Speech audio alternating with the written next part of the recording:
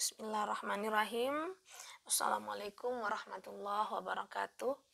Alhamdulillahirabbil alamin wa bihi nasta'in ala umurid dunya waddin. Wassalatu wassalamu ala asrofil anbiya'i wal mursalin wa ala alihi wa ashabihi rasulillahi ajma'in. Memasuki minggu ke-6 perkuliahan kita, harapan saya memang seluruh materi yang telah saya sajikan ini bisa disimak dengan baik oleh mahasiswa sehingga ilmunya tersampaikan dan harapannya juga menjadi ilmu yang bermanfaat untuk kita semua. Dan juga bagi yang sedang belajar manajemen resiko kemudian juga menjadikan materi ini sebagai referensi, harapannya juga menjadikan materi ini sebagai ilmu yang bermanfaat untuk kita bersama. Kemudian untuk mahasiswa perbankan syariah semester 5 khususnya, perlu saya sampaikan dan saya tekankan kembali bahwa materi-materi yang disampaikan ini itu sudah disesuaikan dengan rencana pembelajaran semester kita dalam mata kuliah manajemen risiko bank syariah. Ya. Kemudian harapan saya memang seluruh materi ini disimak, kalau bisa di-download agar saudara bisa menyimaknya kapanpun dan dimanapun berada. Sehingga nantinya materi-materi ini menjadi materi yang memang dipahami langsung oleh mahasiswanya.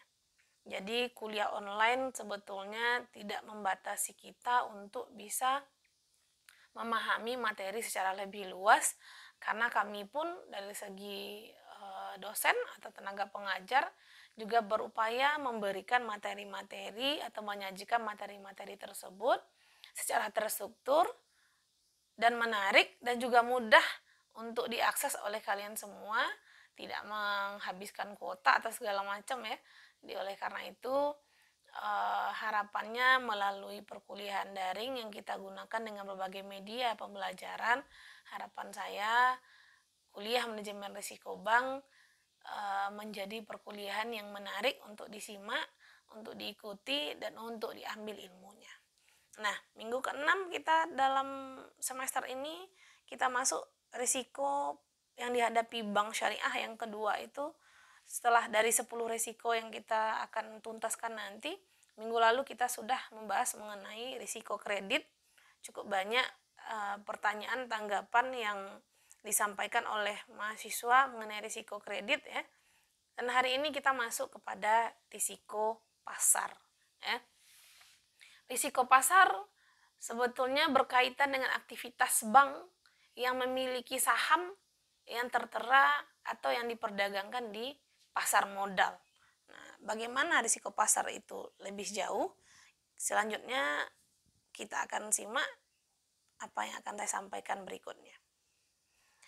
Nah, terlebih dahulu kita untuk memahami risiko pasar tentu kita akan dudukkan dulu apa itu risiko pasar. Konsepnya apa gitu ya.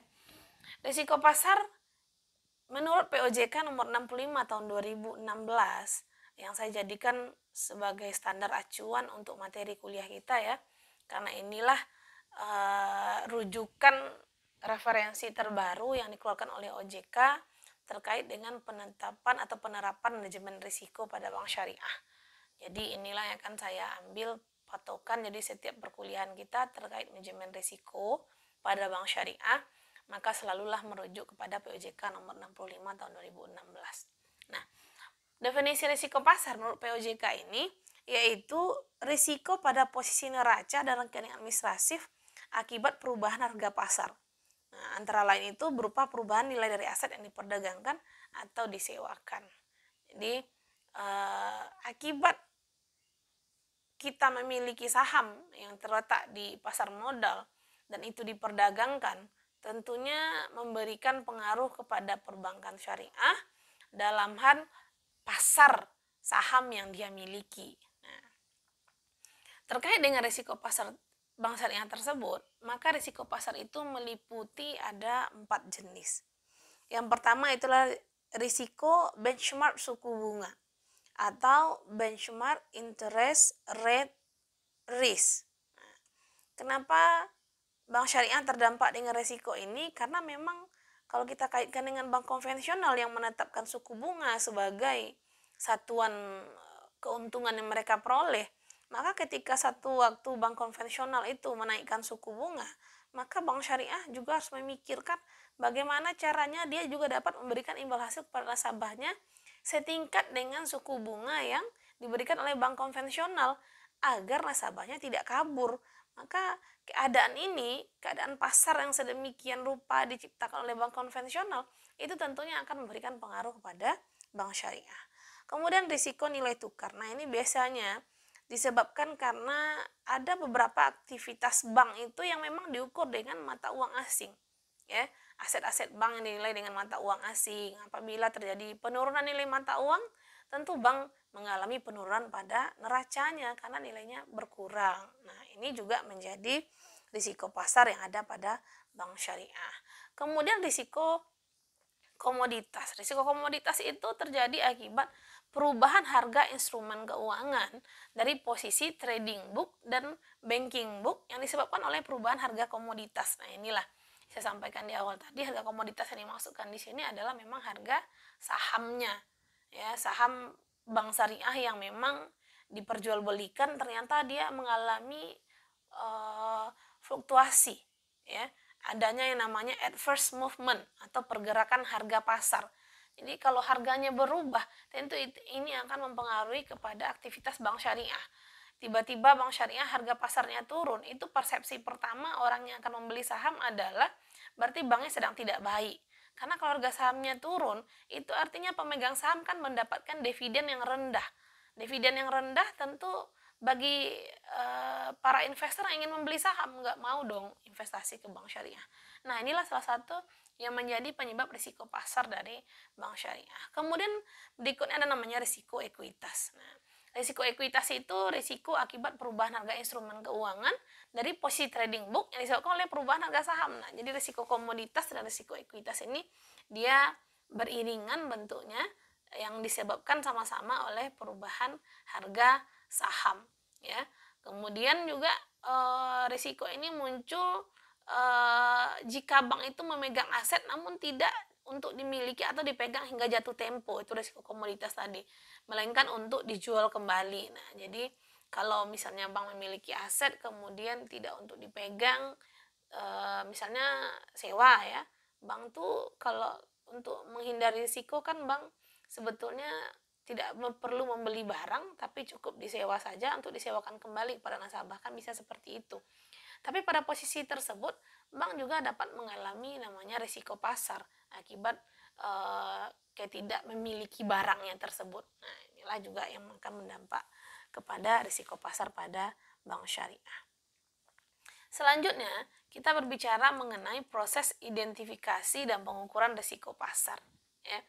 Identifikasi risiko pasar dilakukan untuk mengidentifikasi risiko yang dihadapi oleh suatu organisasi. Jadi pada prinsipnya kalau kita melakukan identifikasi itu adalah menelusuri, ya, menelusuri sumber risiko sampai kepada tahap risiko itu terjadi. Jadi kita telusuri, ini risiko sudah terjadi, kita telusuri dari mulai terjadinya itu kita lihat ke belakang, apa sih yang terjadi, kenapa kok ini bisa terjadi, gitu ya. Nah, pada proses bank syariah sebetulnya yang dapat diidentifikasi risikonya itu misalnya risiko kredit, ya, atau risiko pembiayaan atau risiko kredit. Kalau kita contohkan minggu lalu itu misalnya salah satu produknya adalah jasa atau sewa, ya. Apa risiko yang terjadi di sini, di mana debitur tidak mampu melunasi hutangnya misalnya, atau murabahah contohnya di sini, ya. Nah, itu ditelusuri. Ketika terjadi risiko nasabah tidak mampu melunasi hutang, kenapa? Apa yang terjadi? Kita rewind ke belakang, kita putar ke belakang. Oh, ternyata nasabah ini ternyata dia tidak memiliki kemampuan untuk membayar hutangnya. Lah, kenapa kok dicairkan pembiayaannya? Mungkin kita lihat dulu. Ternyata nasabah ini memalsukan ditemukan memalsukan datanya atau segala macam dia lakukan. Akhirnya ketemu. Nah, itu akan menjadi catatan bagi bank. Kenapa? Bank sudah tidak menerapkan manajemen risiko yang baik sehingga bank kecolongan. Nah, itu juga bisa dilakukan dalam hal kita melakukan identifikasi risiko. Ataupun misalnya kenapa nasabah tidak bisa bayar melunasi hutang? Diriwain ke belakang, oh ternyata usahanya turun. Usahanya turun kenapa? Karena ternyata produk dia tidak diminati. Kalau produk ini tidak diminati, kenapa produk ini tidak diminati? Ternyata ada kesalahan dalam manajemen produk. Nah, itu bisa ditelusuri sampai ke belakang sehingga runtun dia menjadi suatu kesatuan ketika kita melakukan identifikasi risiko. Nah, kemudian setelah kita melakukan identifikasi risiko, kita tentu harus mengukur. Ini kalau ini terjadi, ini saya dirugikan berapa ya? Nah, inilah konteksnya kalau kita melakukan melakukan pengukuran risiko. Biasanya kalau dalam manajemen risiko itu selalulah kita memang dikaitkan risiko itu dengan rupiahnya berapa gitu ya. Jadi ketika saya lakukan ini, saya terjadi risiko saya rugi berapa, ruginya sekian rupiah. Nah, itu selalu. Maka perlulah diukur. Dalam kaitannya pengukuran risiko pada bank syariah, maka terdapat langkah-langkah dalam pengukuran risiko pasar itu sendiri. Yang pertama, apabila risiko telah teridentifikasi melalui proses manajemen risiko operasional di atas yang saya sampaikan tadi ya, bahwasanya kita lihat ke belakang, rewind ke belakang, ternyata tahu kita risikonya dari mana penyebabnya, maka kita lakukan pengukuran terhadap besar kecilnya kemungkinan risiko tersebut akan terjadi.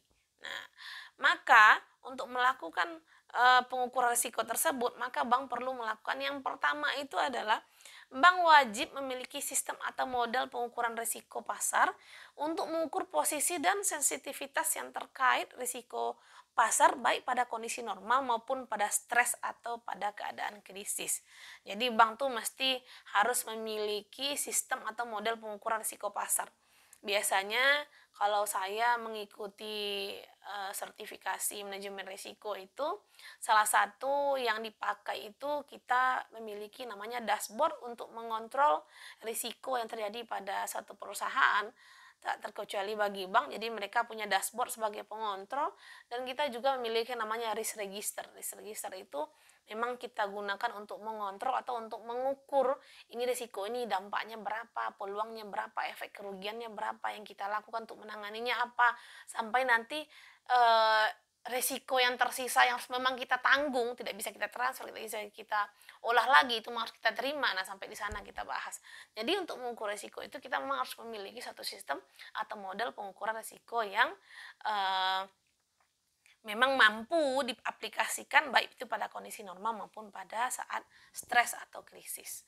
Nah, kemudian dalam sistem pengukuran itu juga bank harus menyediakan informasi mengenai posisi outstanding dana yang potensi keuntungan atau kerugiannya secara harian itu bisa terukur.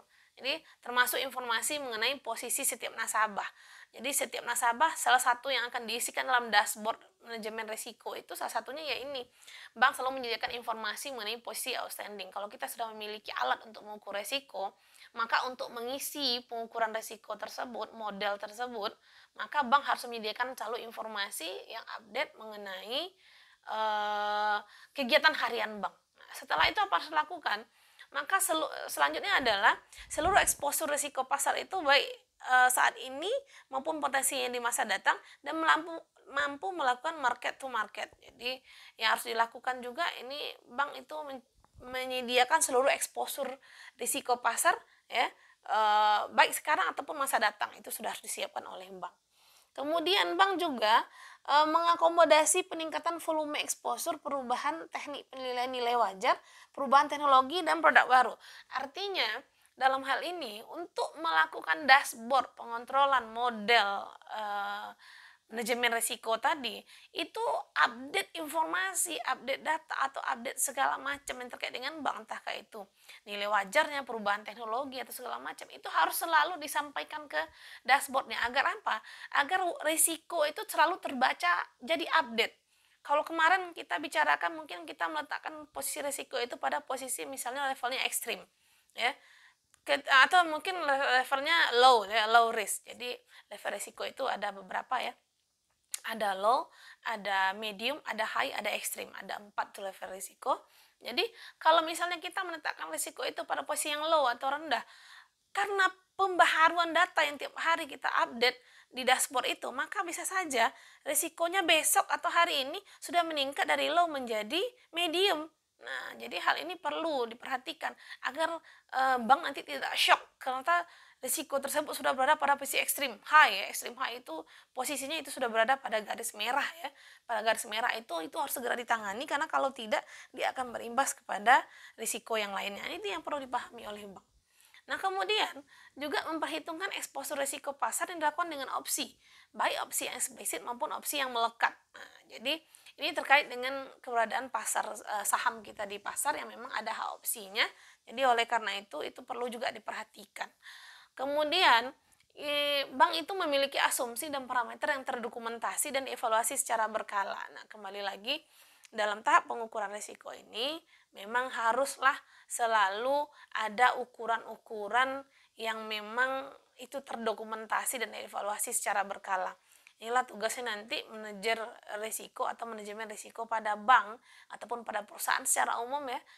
Setiap kali harus melakukan evaluasi dan memperbaiki risk registernya agar update risiko itu selalu dapat diterima oleh pimpinan. Nah, kemudian juga untuk dapat melakukan pengukuran risiko, maka bank harus didukung dengan sistem pengumpulan data yang memadai, kemudian juga dilengkapi dengan analisis skenario atau stress testing, dan yang terakhir itu adalah terintegrasi dengan proses manajemen risiko secara rutin, baik dari aspek pengambilan keputusan, struktur pemerintahan, maupun proses alokasi media internal. Jadi ketika risiko sudah kita kelompokkan dia, sudah kita susun secara demikian rupa untuk pengukurannya, maka hasil pengukuran ini perlu dikomunikasikan dengan pengambil kebijakan pada perusahaan. Agar apa? Agar tidak salah dalam menentukan arah perusahaan. Karena sebagaimana disampaikan juga di awal-awal perkuliahan kita, manajemen risiko tidak akan ada artinya sama sekali apabila pimpinan perusahaan tidak mau menjalankan risikonya. Nah, inilah kaitannya ketika kita bicara pengukuran risiko yang memang ada pada setiap risiko. Dan hari ini kita masuk untuk mengukur risiko pasar. Inilah yang memang harus disediakan oleh perbankan kalau ingin dapat membaca risiko pasarnya dengan baik. Nah, kemudian kita masuk pada proses mitigasi atau metode mitigasi risiko pasar. Ya. Ada beberapa langkah yang dapat dilakukan untuk melakukan mitigasi. Yang pertama, untuk mitigasi saya pikir kalian semua sudah paham mengenai mitigasi ya. Mitigasi adalah langkah-langkah kita untuk mengurangi risiko yang awalnya mungkin seperti yang saya sampaikan pada extreme high, kemudian kita lakukan langkah menjadi low risikonya menjadi rendah. Nah, inilah langkah-langkah yang dapat kita lakukan. Apa itu? Yang pertama, manajemen harus mengambil langkah-langkah dalam rangka pengendalian risiko, termasuk pencegahan terjadinya kerugian risiko pasar yang lebih besar. Dalam hal ini, langkah-langkah yang dimaksudkan bisa saja manajemen itu melakukan transfer risk, ya kita sudah bicarakan ini dalam awal-awal perkuliahan kita. Langkah pengendalian risiko atau mitigasi risiko kita bisa transfer ya, kita alihkan ke tempat yang lain, kita bisa menghindari risiko tersebut dengan cara apa ya, tidak mengambil usaha-usaha atau kegiatan-kegiatan yang memang sudah jelas-jelas mendatangkan risiko bagi kita. Nah, itu proses yang pertama. Yang kedua itu bertanggung jawab dalam rangka pengendalian risiko pasar dalam unit pelaksanaan ya. Jadi semuanya bertanggung jawab dalam pelaksanaan risiko pasar itu. Nah, apa bentuknya? Bentuknya bisa saja kita melakukan namanya rekonsiliasi posisi yang dikelola dan dicatat dalam sistem informasi manajemen, atau pengendalian terhadap akurasi laba dan rugi serta kepatuhan terhadap ketentuan termasuk standar akuntansi yang berlaku. Nah, ini juga masuk ke dalam bagian bentuk kita bertanggung jawab dalam rangka mengendalikan risiko pasar. Kemudian metode yang berikutnya adalah bank yang memiliki surat berharga itu wajib melakukan review secara berkala terhadap kondisi, kredibilitas, dan kemampuan membayar kembali penerbit surat berharga dan obligasi. Nah, dan review tersebut itu harus terdokumentasi dan dilakukan sedikitnya 1 kali dalam 6 bulan. Nah, inilah memang yang harus diperhatikan oleh bank. Kalau mau terhindar dari risiko pasar, maka ini langkah-langkah harus dilakukan. Jangan sampai tidak melakukan review sama sekali, kemudian kita melakukan penerbitan saham saja misalnya ya, itu akan bisa membunuh bank. Karena kenapa? Penambahan modal sendiri itu tentu memberikan menjanjikan pada investor akan adanya pengembangan usaha yang lebih luas bagi bank. Tapi ketika tidak dilakukan, nah ini bunuh diri banknya gitu. Kemudian berikutnya adalah yang terakhir adalah dalam hal bank memiliki surat berharga yang terdaftar atau diperdagangkan di pasar modal dan berdasarkan hasil review, terdapat kemungkinan peningkatan kegagalan penerbit. Nah, maka bank harus melakukan pengendalian dengan memantau secara ketat kredit spread, ya, surat berharga tersebut serta mengambil tindakan yang diperlukan untuk mengurangi kerugian. Misalnya itu dengan membentuk cadangan. Jadi kredit spread ini adalah bunga yang kita jual dan beli ya, selisih jual dan beli. Nah ini yang kita lakukan kredit spreadnya, itu harus dikontrol agar apa, jangan sampai memang bank tidak mampu memberikan hak-haknya para investor. Nah, inilah dia yang dilakukan dalam rangka bank melakukan mitigasi terhadap risiko pasar. Kemudian penerapan manajemen risiko pasar. Pada risiko pasar, ya, bank syariah juga dihadapkan dengan risiko yang lebih besar dibandingkan pada bank konvensional. Ini pasti ya. Secara kalau jenis risiko saja kita sudah berbeda syariah dengan konvensional. Dalam menghadapi risiko tersebut, bank syariah pun juga berbeda dengan bank konvensional. Ya. Perubahan harga baik komoditas maupun nilai uang bagi bank konvensional itu tidak terdampak terlalu buruk karena segala kontrak yang terjadi pada bank konvensional itu pasti semuanya menggunakan kredit atau utang piutang yang dalam keadaan apapun nasabah diwajibkan membayar kembali pinjamannya kepada bank. Ya. Namun berbeda dengan perbankan syariah yang menggunakan berbagai macam varian akad, pembiayaan yang sangat rentan dengan perubahan nilai pasar. Nah, oleh karena itu bank syariah diharuskan lebih berhati-hati dalam menerapkan manajemen risikonya dan penyusunan manajemen risikonya juga harus lebih baik. Jadi dalam kaitannya penerapan manajemen risiko pasar, karena bank itu memiliki berbagai macam jenis akad yang memang terdampak dengan keadaan pasar. Salah satunya tadi saya contohkan di awal itu adalah ijaroh dan murabahah yang memang memiliki dampak risiko komoditas yang bank syariah atau yang bank konvensional tidak memilikinya. Maka dalam hal ini bank syariah diwajibkan untuk lebih berhati-hati dalam mengelola risiko tersebut. Nah, inilah kalau kita bicara mengenai penerapan manajemen risiko pasar. Kemudian bagaimana cara mengendalikannya? Ya, cara mengendalikannya secara umum sudah disampaikan juga di materi-materi kita yang lain sebelumnya ini, karena memang ada 7 ya, kalau kita ingat materi pertama kita dulu, materi pertama apa materi kedua, yang berkaitan dengan cara pengendalian risiko, ada 7. Nah, namun dalam berbagai risiko, kadang memang 7 itu tidak bisa diterapkan secara sekaligus. Ada langkah-langkah atau ada beberapa hal yang memang kita dapat aplikasikan pada jenis risiko tertentu. Nah, dalam hal risiko pasar ini, pengendalian yang dapat kita lakukan dalam pengendalian risiko, yang pertama adalah kita menghindari risiko tersebut. Ya.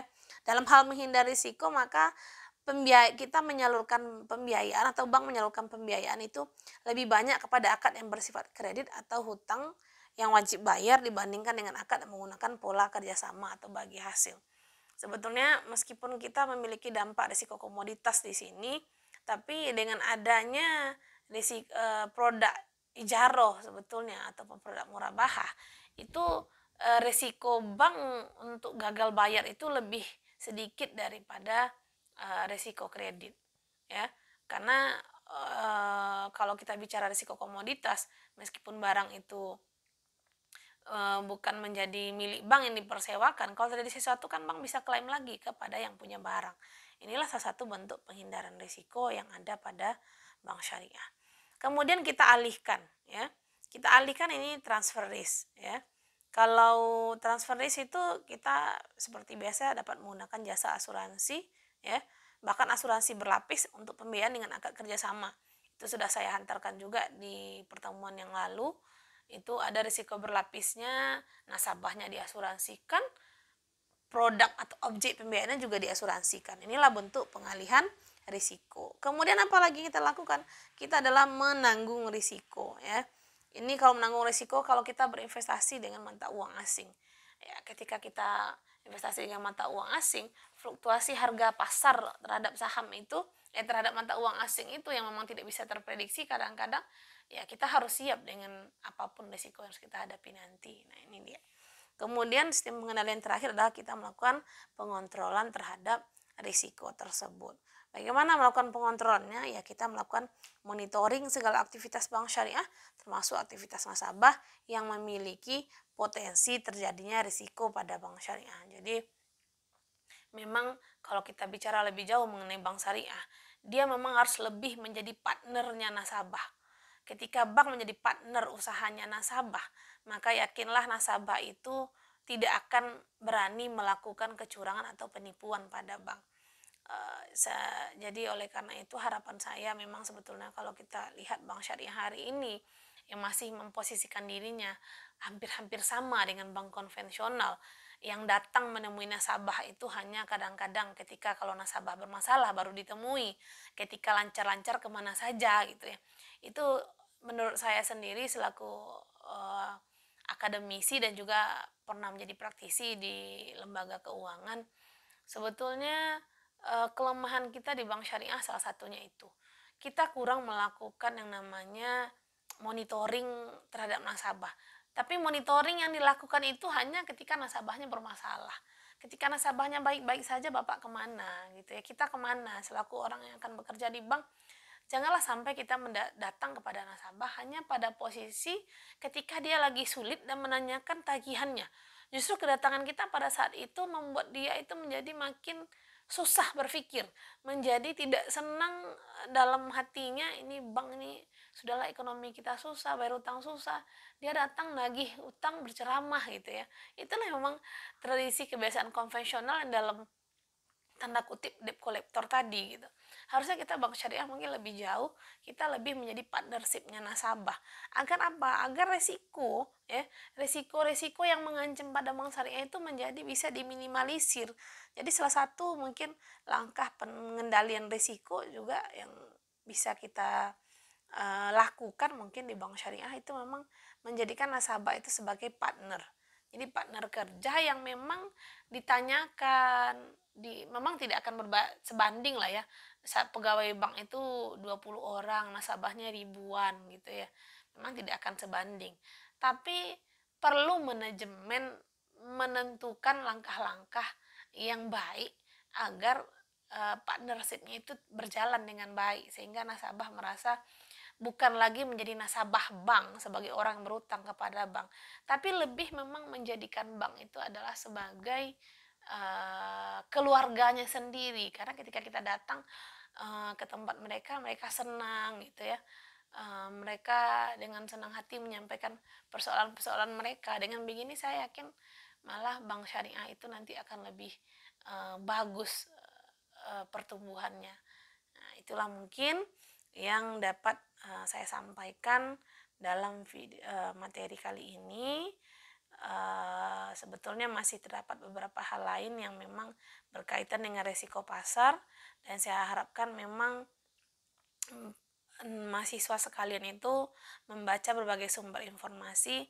Jadi kalau nanti ada yang ingin dipertanyakan kepada saya, baik itu melalui kuliah kita WA Group ataupun kepada masyarakat umum yang menyimak materi ini, atau siapa saja yang ingin belajar mengenai manajemen risiko dan menyimak materi ini, ada sesuatu yang bisa kita diskusikan, silakan kita tinggalkan nanti komentarnya pada channel ini.